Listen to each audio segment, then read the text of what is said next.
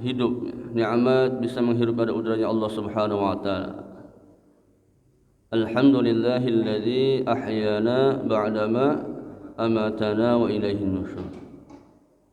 Segala puji bagi Allah yang telah menghidupkan kami dari mati sementara, mati kecil, yaitu tidur. Maka mungkin dalam detik yang sama, dalam waktu yang sama, banyak saudara-saudara kita yang Allah SWT tidak bangunkan lagi. Alhamdulillah kita telah dibangun Allah Subhanahu wa taala, dan kemudian Allah berikan taufik kepada hidayah kita untuk menunaikan salah satu perintah Allah Subhanahu wa taala, salat subuh secara berjamaah. Sangat anugerah yang sangat luar biasa yang tidak diberikan kepada semua orang. Yang orang-orang pilihannya Allah, hanya kekasih-kasih Allah Subhanahu wa taala. Ya mungkin kalau kita lihat dari segi kekuatan badannya, kekuatan pada fisik badannya, ataupun kedekatan pada rumahnya dari rumah Allah Subhanahu wa taala, mungkin banyak yang lebih dekat rumahnya daripada kita, ataupun lebih sehat daripada kita, tapi mereka belum mampu melaksanakan atau melangkahkan kakinya untuk untuk menunaikan perintah Allah Subhanahu wa taala salat subuh secara berjamaah. Kemudian dilanjutkan dengan dengan ta'lim. Ini sangat luar biasa.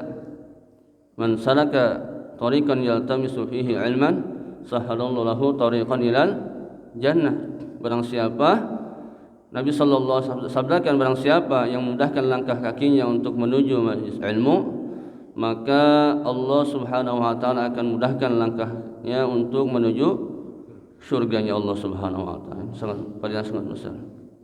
Salawat serta salam semoga Allah mencurahkan kepada junjungan Nabi besar Muhammad sallallahu alaihi wasallam, pada keluarganya, para sahabatnya, dan juga pada pengikut yang setia mengamalkan sunnahnya hingga hari kiamat. Amin.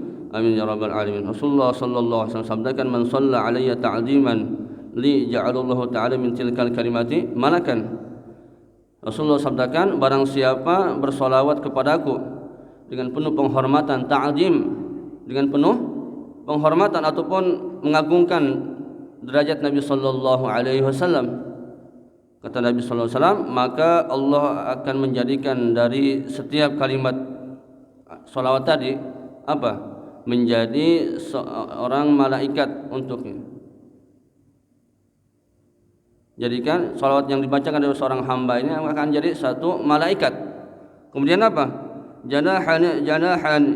janahun bil masyriqi wa janahun bil maghribi. Ia bersayap dua buah. Ada dua sayap malaikat itu. Kemudian kedua kakinya berpijak di bawah satu di belahan timur, satu sayapnya, dan satu lagi di belahan barat. Maka kedua kakinya berpijak di bawah arsy. Allah SWT menyuruh kepadanya yaqulullah ta'ala shalla ala abdi kama shalla ala nabi salli ila yaumil qiyamah. Maka Allah minta kepada malaikat tadi yang Allah jadikan dari salawat yang dibacakan oleh seorang hamba tadi. Allah menyuruh kepada malaikat tadi itu bacalah salawat pada hambaku yang membaca salawat tadi. Sebagaimana ia telah bersalawat kepada Nabi Muhammad sallallahu alaihi wasallam. Maka ia pun, yaitu malaikat pun bersalawat kepada Nabi kepada orang yang bersalawat tadi sampai hari kiamat. Begitu agungnya gitu. Kalau satu salawat ini adalah rahmat untuk kita udah hakikatnya. Kita bersalawat kepada Nabi sallallahu alaihi wasallam, maka pada hakikatnya kita memohon rahmat kepada Allah Subhanahu wa taala. Maka hadirin jamaah subuh yang Allah Subhanahu wa taala, alhamdulillah kita sudah memasuki pada bulan Dzulhijjah, bulan yang agung, bulan yang penuh daripada keistimewaan, yang mana hari ini dari berbagai pada negara, semua orang yang mampu mereka berangkat untuk menunaikan haji, berangkat untuk mereka berkumpul di sana untuk semata-mata memenuhi apa? Undangannya Allah Subhanahu wa taala, yang namanya haji. Maka saya bacakan tadi dari muqaddimah tadi apa? Surat Al-Kautsar. Surat Al-Kautsar yang berkenaan dengan apa? Ibadah kurban. Maka ketika Nabi sallallahu alaihi wasallam menerima pada ayat ini, maksudnya surat Al-Kautsar, maka begitu senangnya Nabi sallallahu alaihi wasallam, begitu bunga senang apa menerima apa surat Al-Kautsar. Inna a'tainakal kautsar fasalli li rabbika wanhar inna syani'aka huwal abtar. Apa itu? Dengan menyebut nama Allah yang Maha Pengasih, apa sungguh kami telah apa memberimu nikmat atau kebaikan yang banyak. Al-Kautsar, kami telah memberikan apa? Nikmat atau kebaikan yang banyak. Maka apa? Fasalli li rabbika wanhar. Maka untuk itu kita tegakkanlah salat semata karena Tuhan, karena Allah Subhanahu wa taala. Wanhar, dan apa? Berkorbanlah. Inna syani'aka huwal abtar. Sesungguhnya orang yang membencimu pasti akan musnah ataupun akan celaka, akan binasa. Maka hadirin jamaah Allah taala, maka Imam Muslim meriwayatkan dalam sebuah hadisnya dari Anas radhiyallahu alaihi wasallam, an Anas radhiyallahu anhu qala Rasulullah alaihi wasallam alaihi salatu wassalam naumatan khafifatan thumma qama wa rafa'a ra'sahu mutabassiman faqila lahu ma adhaqaka ya Rasulullah. Jadi Nabi sallallahu alaihi wasallam dari Anas radhiyallahu anhu, Rasulullah bersabda ketika apa?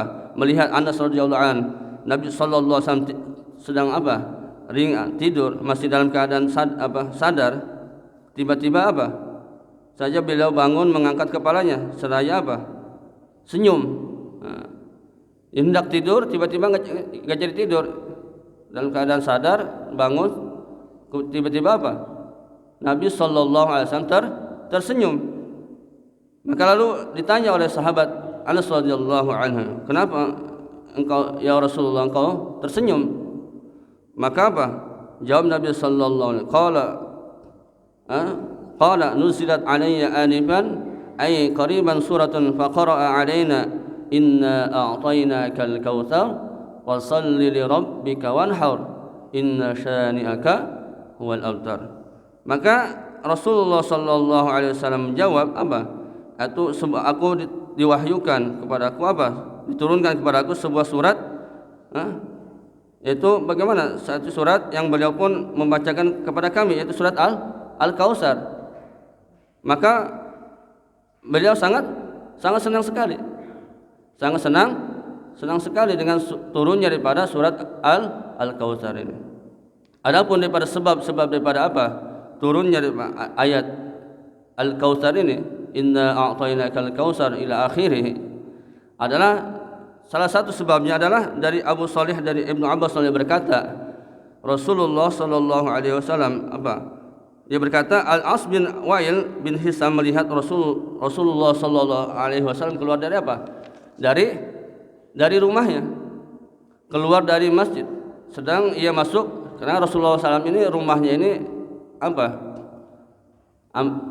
Kalau bertekad emang di masjidnya, maksudnya di depan sekitar dalam masjid. Maka Rasulullah keluar dari masjid sedang ia apa? Ketika sedang ia masuk, tetap di pintu keduanya bertemu apa? Muka dan berbicara. Sedang sekelompok apa? Quraisy berada di masjid waktu itu. Ada apa? Sekelompok Quraisy sedang ada di masjid. Maka setelah As masuk, maka apa? Mereka pun segera bertanya, siapakah orang yang baru saja berbicara denganmu? Maka jawabnya itulah Al-Abtar. Al-Abtar. Maka dia menjawab seperti itu. Sebab mereka menjuluki apa? Nabi sallallahu alaihi wasallam Al-Abtar. Al-Abtar itu apa? Maka apa? Sejak putra beliau sallallahu alaihi wasallam yaitu apa? Ibrahim, ya, putra beliau sallallahu alaihi wasallam Ibrahim meninggal, ya. Maka apa? Di kalangan masyarakat jahiliyah, jika seorang pria tidak punya anak laki-laki dijuluki al-abtar. Jadi dia kalangan jahiliyah itu ketika apa? Seseorang tidak mempunyai anak laki-laki, maka mereka akan menjuluki seseorang itu al-abtar. Al-abtar. Apa al-abtar? Hah? Al-abtar itu apa tadi? Yang musnah atau orang yang celaka, ya. Artinya derajatnya turun, ya. Kalau orang enggak punya anak laki-laki ini derajat turun gitu, seperti itu. Rendah gitu. Itu di kalangan apa? Jahiliyah. Maka kemudian setelah Nabi sallallahu alaihi wasallam mendengar julukan yang dilontarkan oleh Al-As kepada dirinya, kepada Nabi sallallahu alaihi wasallam, maka apa? Maka beliau pun apa? Prihatin, dan untuk menghiburnya maka Allah Subhanahu wa taala apa? Untuk menghibur Nabi sallallahu alaihi wasallam, maka apa? Allah Subhanahu wa taala menurunkan surat Al-Kautsar. Maka apa? Maka sekaligus apa? Menangkis ejekan yang dilontarkan apa atau apa yang dilontarkan oleh orang-orang jahiliyah tadi, orang musuh-musuh Nabi sallallahu alaihi wasallam. Karena apa? Merendahkan Nabi sallallahu alaihi wasallam tidak mempunyai anak laki. Maka Allah menghiburnya dengan surat Al-Kautsar. Maka seandainya putranya hidup, maka tidak terhindar dari kemungkinan apa? Menjadi seorang nabi menjadi seorang nabi. Maka apa? Tidak ada kemuliaan kalau saja apa? Tidak menjadi seorang nabi, berarti engkau tidak ada kemuliaan padanya. Artinya tidak ada keturunan, ya. Jadi kalau orang dulu kalau orang Arab ini kalau dia mempunyai seorang laki-laki, maka dia dia akan meneruskan daripada perjuangannya. Artinya kalau dia seorang nabi, pasti putranya menjadi seorang nabi, seperti itu keyakinannya. Maka kalau nggak mungkin, ya, kalau dia punya anak perempuan, maka apa? Dia akan meneruskan daripada perjuangan Nabi sallallahu alaihi wasallam, seperti itu. Itu apa? Sangkaan orang-orang jahiliyah, orang jahiliyah terdahulu. Makanya mengejek Nabi sallallahu alaihi wasallam dengan al-abtar, orang yang celaka. Maka apa? Khatam Allah Subhanahu wa Nabi sallallahu alaihi wasallam, khatam nabiin, nabi terakhir sebagai pemungkas daripada seluruh nabi. Maka apa? Dan Rasulullah sallallahu alaihi wasallam diberi satu putra, tapi putranya Nabi Ibrahim alaihissalam, maka dia dipanggil oleh Allah Subhanahu wa taala. Maka Ibrahim putra Nabi sallallahu meninggal masih dalam apa? Ketika masih ada dalam susuan, ya, masih kecil banget. Dan ada yang mengatakan ia meninggal masih kecil, ya, kurang lebih berusia 7 tahun, seperti itu. Maka hadirin yang sungguh yang Allah Subhanahu wa taala, maka semua putra-putri Nabi sallallahu alaihi wasallam ini lahir, ya, dari kandungan apa? Siti Khadijah radhiyallahu anha, istri pertamanya Rasulullah sallallahu alaihi wasallam, kecuali Ibrahim, ya, kecuali Ibrahim yang lahir dari orang putri Jairiyah, ya, atau Khibatiyah yang bernama siapa? Yaitu Dewi Maria, ya, Dewi Maria. Jadi selain daripada Ibrahim, ya, selain Ibrahim ini maka semuanya lahir dari Khadijah radhiyallahu anha. Dan semuanya meninggal dunia atau mendahului Nabi sallallahu alaihi wasallam, kecuali apa? Siti Fatimah Az-Zahra. Maka dia meninggal dunia sesudah Nabi sallallahu alaihi wasallam wafat. Ini Fatimah ini meninggal setelah Nabi sallallahu alaihi wasallam wafat. Terpaut kurang lebih 6 bulan, ya. Terpaut 6 bulan. Maka dialah putri yang terutama, putri yang disayangi oleh Rasulullah sallallahu alaihi wasallam daripada putra-putri yang lainnya. Maka hadirin jamaah subhanahu wa taala, dijelaskan dalam surat Al-Kautsar bahwa Al-Kautsar adalah sebuah bengawan, ya. Jadi Al-Kautsar itu sebuah bengawan di surganya Allah subhanahu wa taala. Sebuah bengawan yang ada di dalam surganya Allah Subhanahu wa taala. Maka apa? Ada pula yang menjelaskan telaga di surga, dan dikatakan telaga di Mauqif telah memberhentikan atau pemberhentian hisab yang ada yang menjelaskan juga keutamaannya yang banyak. Maka dijelaskan maqam mahmud atau kedudukan daripada surat Al-Kautsar ini adalah keluhuran sebutan. Dikatakan surat Al-Kautsar ini ada dan pula yang menjelaskan para putra-putri Rasulullah sallallahu alaihi wasallam, ya, atau para pengikutnya. Ada yang menjelaskan para ulamanya mengikutnya ada yang menjelaskan Al-Qur'anul Al-Azim, yaitu Al-Qur'anul Al-Azim. Dijelaskan para ulama dari putra-putri beliau sallallahu alaihi wasallam, menjelaskan segala yang diwahyukan kepada Nabi sallallahu alaihi wasallam secara mutlak. Maka dijelaskan an-nubuwah atau kenabian, dijelaskan para sahabat yang sallallahu alaihi wasallam yang masyhur, ya. Maka syariat nyata dikatakan banyak, umatnya dikatakan pula kemuliaan atau karamah terjadi, dan ada pula yang menjelaskan syafaat kubra, pertolongan yang sangat besar. Di Al-Kautsar ini nanti ketika umat Nabi sallallahu alaihi wasallam meminum daripada satu tegukan saja dari telaga Kautsar ini, maka dia selamanya tidak akan merasakan kehausan, ya, nanti di hari kiamat. Maka beruntung, ya, orang-orang yang menjadi umat Rasulullah sallallahu alaihi wasallam, maka kelak dia nanti akan akan meminum air dari telaga Kautsar. Maka bentuk daripada segi perbandingannya bahwasanya Allah Subhanahu wa taala mensifati orang-orang munafik dalam surat terdahulu dengan 4 perkara, ya. Dalam 4 perkara perbandingan antara munafik dengan orang yang mukmin, orang yang beriman kepada Allah Subhanahu wa taala. Yang pertama ada kikir, ya. Ya, orang munafik ini sifatnya adalah kikir. Ini pernyataan dari firman Allah Subhanahu wa taala, "Fadzalikal ladzi yad'ul yatim wa la yahuddu 'ala ta'amil miskin." Ini salah satu sifat orang munafik. Maka demikian ia orang yang telah yang mengusir anak yatim dan enggan menyuruh atau memberi makan orang miskin. Kemudian yang kedua mengabaikan sifat munafik. Yang kedua adalah sifat daripada salah satu sifat munafik adalah mengabaikan atau enggan salat. Ini merujuk kepada firman Allah Subhanahu wa taala. Firman fawailul lil musallin alladzina hum an salatihim sahun. Maka celakalah atau tersiksalah bagi orang yang melakukan salat, yaitu orang yang lupa dari akan salatnya. Artinya ia tidak mau melaksanakan salat. Ya, kalau innal munafiqina yakhadi'una wa huwa yakhadi'u idza qamu ila salati qamu kusala. Jadi orang munafik ini apabila ingin datang satu perintah salat ini, maka merasakan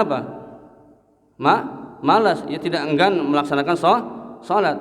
Kemudian yang ketiga sifat daripada munafik ia pura-pura atau riya, ingin dilihat orang lain dalam melakukan melakukan salat atau melakukan ibadahnya. Alladzina hum yura'un, yaitu orang-orang yang mereka yang pura-pura ataupun riya dalam beramal ibadah, ya. Amal ibadahnya ingin dilihat orang lain. Maka kelihatannya dia beribadah, tapi hatinya tertuju kepada makhluk atau kepada selain Allah Subhanahu wa taala. Kemudian yang keempat adalah enggan membayar zakat hartanya.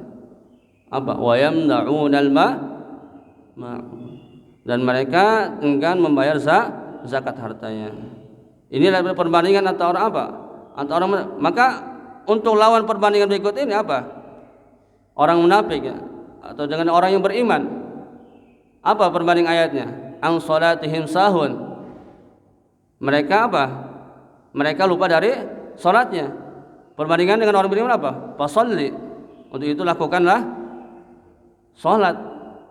Diperintahkan untuk salat. Kemudian alladzina hum yura'un, mereka berpura-pura riya. Ibadahnya ingin dilihat orang. Maka perbandingan li rabbika. Maka Allah menyuruh li rabbika, untuk karena Tuhan, untuk karena Allah ya. Kita beribadah hanya karena Allah. Kemudian apa? Alladzi yad'ul yatim wa yamna'un al-ma'un. Alladzi yad'ul yatim, perbandingan apa? Wanhar. Orang yang anak yatim ataupun mereka enggan membayar zakat, maka apa? Perbandingan Allah, maka suruh Allah wanhar, apa? Bersuruh berkorban. Maka ini perbandingan ayat-ayat ini untuk menghilangkan sifat-sifat kemunafikan dalam diri seseorang ini, yaitu maka yang pertama adalah Allah perintahkan salat, fasholli, maka li rabbika, perintahkan untuk salat karena Allah. Kemudian wanhar, kemudian apa? Dia berkorban, menyembelih korban, sembelih hewan korban. Sebab apa? Membayar zakat harta yang baik-baik, perbandingan ialah sifat kikir dan membantu atau memenuhi keperluan orang tengah membutuhkan yang sangat perlu sekali ataupun mendesak. Perbandingan ialah apa? Enggan membayar zakat. Maka Nabi sallallahu alaihi wasallam sabdakan tadi dalam mukadimah tadi, "Man kana lahu sa'atan falam yudhi falyamut insa yahudiyan atau insa nasraniyan." Maka Rasulullah SAW sabdakan, barang siapa yang dilapangkan rezekinya, artinya rezekinya ini lapang, ya mampulah, ada kemampuan, lalu ia tidak falam yudhi, maka ia tidak mau berkurban, maka apa? Biarkanlah dia mati, mau pilih dia sebagai orang Yahudi atau orang yang Nasrani. Ini sabda Nabi sallallahu alaihi wasallam. Atau dalam riwayat lain, man kana lahu sa'atun falam yudhi falam yuqarribanna musallana. Kata Nabi sallallahu alaihi wasallam, barang siapa diberi kelapangan rezeki lalu ia enggan berkorban, maka jangan sekali-kali menghampiri musalla, tempat ibadah kami. Artinya jangan ikut salat Idul Adha, jangan merayakan Idul Adha. Dilarang oleh Nabi sallallahu alaihi wasallam sebetulnya. Artinya dia punya kemampuan, rezeki luas, dia tidak mau berkorban, maka apa? Maka kata Nabi, jangan dekat-dekat tempat ibadah, tempat salat kamu. Jangan merayakan Idul Adha. Enggak usah ikut-ikutan lebaran gitu. Maka sahabat Ali radhiyallahu anhu berkata, maka siapa yang berangkat dari rumahnya, sahabat Ali radhiyallahu anhu berkata, barang siapa yang berangkat dari rumahnya untuk apa? Membeli hewan kurban, maka apa?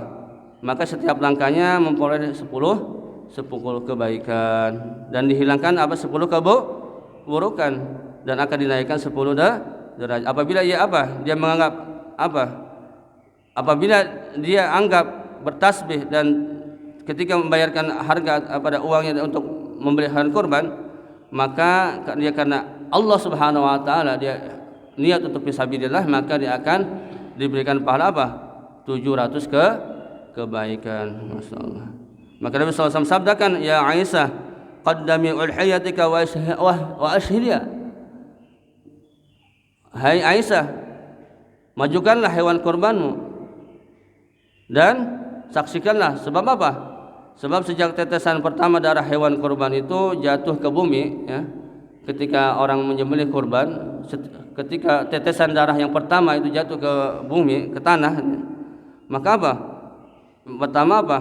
Allah Subhanahu wa taala akan mengampuni dosa-dosanya. Kemudian yang terdahulu, lalu sahut Aisyah radhiyallahu anha, hal itu tentu bagi kami ataukah bagi umumnya orang mukmin. Maksudnya ini kan hadis ini hanya kepada Aisyah radhiyallahu anha. Maka Aisyah radhiyallahu anha, apakah ini hanya untuk saya saja apa untuk semua orang yang berkurban? Artinya untuk orang yang beriman. Maka Rasulullah sallallahu alaihi wasallam faqala alaihi wassalatu wassalam, bal lana walil mu'minina amma. Maka Rasulullah sallallahu alaihi wasallam sabdakan apa? Ya, umumnya apa? Ini untuk kita, tapi umumnya apa? Untuk orang-orang orang mukmin, orang-orang yang beriman yang melaksanakan kurban. Maka ini semuanya akan ketika tetesan darah yang pertama mengenai pada bumi atau tanah yang ketika kita menyembelih hewan kurban, maka dosa-dosa kita akan diampuni oleh Allah Subhanahu wa taala yang terdahulu. Maka Wahab bin Munabbih berkata, seorang syekh bahwasanya Nabi Daud alaihissalam berkata, ya Tuhan, ya Allah, sebesar apa pahala orang yang berkorban? Ini Nabi Daud alaihissalam bertanya kepada Allah Subhanahu. Maka sebesar apa dosa apa? Sebesar apa pahala orang yang berkorban dari umat Nabi Muhammad sallallahu alaihi wasallam? Maka jawabnya Nabi sallallahu alaihi wasallam, apa? Aku memberikan pahala kepadanya setiap bulu dari badannya 10 itu setiap satu bulu ya, bukan semua, setiap satu bulu 10 kebaikan. Ini kalau semakin banyak bulunya itu semakin banyak kebaikannya. Kemudian juga akan kuhapus keburukannya dari setiap bulu tadi. Nah, kemudian apa lagi? Allah Subhanahu serta kunaikan apa? 10 derajatnya baginya setiap satu helai rambut pada hewan kurban tadi. Maka baginya setiap rambut sebuah gedung akan dibuatkan sebuah gedung di surganya Allah Subhanahu wa taala. Seorang putri ataupun pelayan bidadari akan menjadi pada pelayannya. Dan juga apa? Kendaraan bersayap berkecepatan tinggi, satu kali langkah sejauh pandangan mata, maka itu akan kendaraan ahli surga, maka akan mengasah kendaraan itu sebagai sesukanya. Itu padilah orang-orang yang mau berkorban. Maka seorang fakir tidak pernah absen dari orang yang apa? Seorang fakir tidak pernah absen dari korban setiap tahun. Artinya orang yang apa? Orang yang ada keluasan hartanya, orang yang ada keluasan harta, rezekinya, maka ia diusahakan tiap tahun untuk berkurban ya. Maka beruntung ya orang yang setiap tahun melaksanakan kurban, maka dia mendapatkan kebaikan yang sangat banyak sekali. Maka Imam Ahmad bin Ishaq bercerita, aku punya seorang katanya punya seorang saudara yang hidup sehari-harinya dalam keadaan fakir, miskin. Namun demikian setiap tahun tidak pernah absen dalam berkorban. Ini punya saudara dalam kehidupan zahirnya ini sangat fakir ya. Dia tidak punya apa-apa, tapi dia dalam setiap tahun tidak pernah absen dalam untuk berkorban. Maka apa? Ia membeli seekor domba atau kambing. Maka Al-Kisah diceritakan apa? Setelah ia meninggal dunia, aku sholat 2 rakaat lalu lalu berdoa ya. Lalu aku berdoa, Allahumma arini akhi fi naumi fas'alahu an halihi. Ya Allah, pertemukanlah aku dengan saudaraku. Pertemukanlah aku dalam saudaraku, atau namanya atau si fulan di dalam tidurku atau dalam mimpiku. Maksudnya pertemukan aku dengan saudaraku dalam mimpiku. Ini doanya. Maka aku bertanya tentang apa? Hal ihwannya nanti ketika ia di dalam kuburnya. Maka sudah itu aku tidur. Setelah berdoa tadi, maka Syekh tadi tidur. Maka apa? Dalam keadaan masih punya wudu. Maka aku mulai melihat di tengah mimpiku seolah-olah dah hari kiamat telah terjadi. Ketika dia dalam mimpinya ini seolah-olah hari kiamat sudah terjadi. Maka semua manusia digiring dari kubur mereka masing-masing. Mereka tiba-tiba aku melihat saudaraku berkendaraan kuda. Di antara kuda-kuda megah indah yang lainnya. Maka aku bertanya kepada hai saudaraku, apa yang kau peroleh dari Tuhan, dari Allah Subhanahu wa taala? Maka jawabnya saudaranya tadinya, ampunan dari Allah Subhanahu wa taala. Dia memperoleh ampunan dari Allah Subhanahu. Lalu kenapa kamu diampuni oleh? Maka jawabnya, sebab uang sedirham yang kusedekahkan kepada wanita tua yang hidupnya dalam keadaan fakir, ia dalam sabilillah. Satu lagi, bagaimana dengan kendaraan kuda-kuda ini? Jawabnya, korban-korbanku dahulu ketika aku masih hidup di dunia ini. Jadi kendaraan kuda tadi ini yang ia pakai itu karena asbab ia berkorban setiap tahun, padahal dalam kehidupannya dia orang fakir ya, tidak punya apa-apa. Maka ia berkorban setiap tahun. Maka yang pertama kali sahutku adalah hendaknya menuju kemana? Jawabnya, aku hendak menuju surganya Allah Subhanahu wa taala, menaiki daripada kuda tadi. Maka akhirnya aku terbangun. Maka apa? Apabila orang mukmin tidak punya kendaraan dari hewan kurbannya tadi ya, maka apa? Maka amal solehnya berubah menjadi kendaraan dan akan menjadikan daripada amal solehnya itu apa? Seekor unta atau yang dinaiki atau seekor kuda yang akan dia naiki nanti di akhiratnya nanti. Maka apa? Maka ketika apa? Keluar dari kuburnya kemudian dia menghadap kepada Allah Subhanahu wa taala, maka dari sahabat Anas radhiyallahu anhu menunggu daripada sabda Nabi sallallahu alaihi wasallam, "Idza husyiral mu'minun min kuburihim yaqulullahu ta'ala ya malaikati la tamsu ibadi rijlain." Maka ketika apa? Orang mukmin ini dihimpun ataupun digiring ya dari kubur mereka pada apa? Maka Allah Subhanahu wa taala apa? Akan berseru kepada para malaikat, ya wahai malaikat-malaikatku, jangan engkau biarkan hamba-hambaku berjalan kaki. Naikkanlah apa? Mereka dari kendaraan hewan kurban mereka. Sebab apa? Sebab mereka sudah terbiasa berkendaraan di dunia. Adalah apa? Karena nanti hewan-hewan kurban yang kita sembelih ini nanti akan menjadi kendaraan kita untuk menuju surganya Allah Subhanahu wa ta'ala. Akibat apa? Bagaimana kita ini berkorban setiap tahun dan kita bagaimana apa? Kita berkorban ini jangan lupa kita niat ikhlas karena Allah Subhanahu wa taala. Yauma nahsyurul muttaqina ila rahmani wafda. Maka pada hari kiamat nanti menghimpun orang-orang yang bertakwa ini kepada Allah Subhanahu wa taala pengasihan dalam keadaan dirahmati oleh Allah Subhanahu wa taala. Maka maksudnya adalah berkendaraan apa? Untuk itu Nabi sallallahu alaihi wasallam sabdakan, "Azimu dhahayatikum fa innaha 'ala sirati mutayatikum." Maka apa? Agungkanlah atau pilihlah yang benar-benar hewan kurbanmu. Sebab apa? Hewan-hewan kurbanmu sebagai kendaraanmu lintas di sirat nanti. Maka kalau kita berkorban maka kita tidak apa? Nanti ketika orang-orang berjalan di atas sirat yang panjang apa? 1.500 perjalanan ya, 500 tahun mendatar, 500 tahun apa? Mendaki dan 500 tahun menurun. Itu panjangnya sirat 1.500 tahun perjalanan. Orang yang berkorban maka Allah akan siapkan apa? Kendaraan untuk melintasi sirat untuk menuju surganya Allah Subhanahu wa taala. Maka Rasulullah sabdakan, "Ala innal ulhiyata minal a'mali yunji biha sahibaha min sarid dunya wal akhirah." Ya. Ikut orang yang berkorban ini ingatlah bahwa kurban itu termasuk amal-amal penyelamat, penyelamat orang yang si pekurban. Apa yang menyelamatkan pelaku atau pemiliknya atau kurbannya dari kejelekan dunia dan akhirat. Maka kurban ini berkurban hukumnya wajib bagi orang muslim yang yang ada keluangan rezeki ya.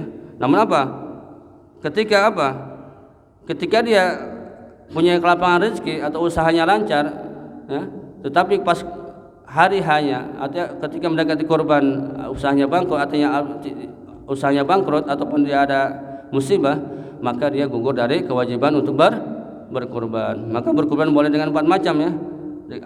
Dengan unta, yang paling utama ya, dengan unta. Kalau di Pakistan ya, rata-rata pakai unta ya. Di Arab unta ya. Kemudian lembu ini sapi ya. Kemudian juga bisa juga kerbau, kambing dan juga biri atau domba. Itu kurban yang boleh ada 4 macam itu.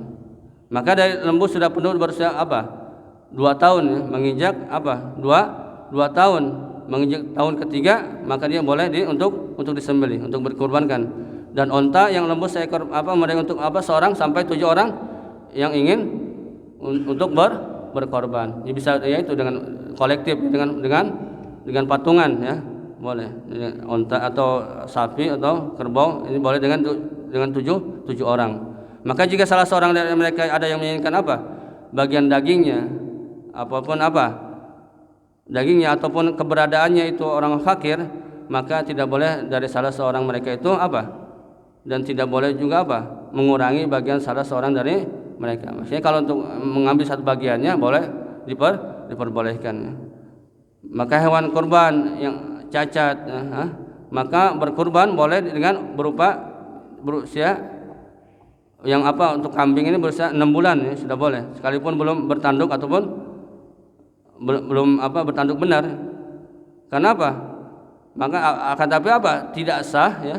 Tidak sah atau tidak boleh berkorban dengan berupa hewan yang buta, hewan yang buta, cacat buta kepalanya dan juga apa? Pincang, dan juga apa? Kakinya 3, bukan 4 tapi 3. Maka hewan-hewan seperti ini tidak diperbolehkan untuk jadikan hewan kurban. Maka kita bagaimana memilih hewan kurban memang benar-benar dengan hati-hati ya. Jangan sampai kita memilih hewan-hewan kurban yang tidak diperbolehkan untuk berkurban, ada cacat dalam hewan tersebut ya. Maka kita perlu kita koreksi, perlu kita dari awal ketika membeli, maka kita harus lihat daripada hewan tersebut cacat apa tidak. Harus memang benar-benar dikoreksi hewan tersebut supaya penyembelihannya ketika kurban ini disahkan menurut syariatnya agama. Maka untuk itu bagaimana orang yang ada keluasan rezeki ya, ada kelapangan rezeki, maka diusahakan diwajibkan untuk berkorban setiap tahun. Kalau ada yang keluasan rezeki ya. Jadi kalau yang memang ada pas-pasan ya, untuk makannya susah, maka ini tidak diwajibkan untuk berkorban. Semoga Allah Subhanahu wa taala memberikan kita kelapangan keluasan rezeki supaya kita dimudahkan oleh Allah Subhanahu wa taala untuk berkorban ya. Semoga Allah Subhanahu wa taala terima daripada ibadah kurban kita, dan Allah Subhanahu wa taala jadikan kurban kita ini jadi untuk bagi kita semangat untuk berkorban ya. Kita jadikan bagaimana setiap kita untuk beramal ini seolah-olah ini adalah kurban yang terakhir ya. Mungkin Allah Akbar, mungkin belum tahu ya, kita nanti tahun depan kita juga bisa berkorban. Maka kita kalau ada kelapangan rezeki, insyaallah kita niatkan untuk berkorban. Insyaallah. Semoga Allah Subhanahu memberikan kepada kita satu kebaikan, amal kebaikan ya. Istiqomahkan kita dalam satu kebaikan sehingga kita dimatikan dengan husnul khatimah dan kita mendapatkan ampunan, rahmat, ridhonya Allah Subhanahu wa taala. Amin. Amin ya rabbal alamin. Subhanallah bihamdihi, subhanallah, asyhadu an la ilaha illa anta, astaghfiruka wa atubu ilaik.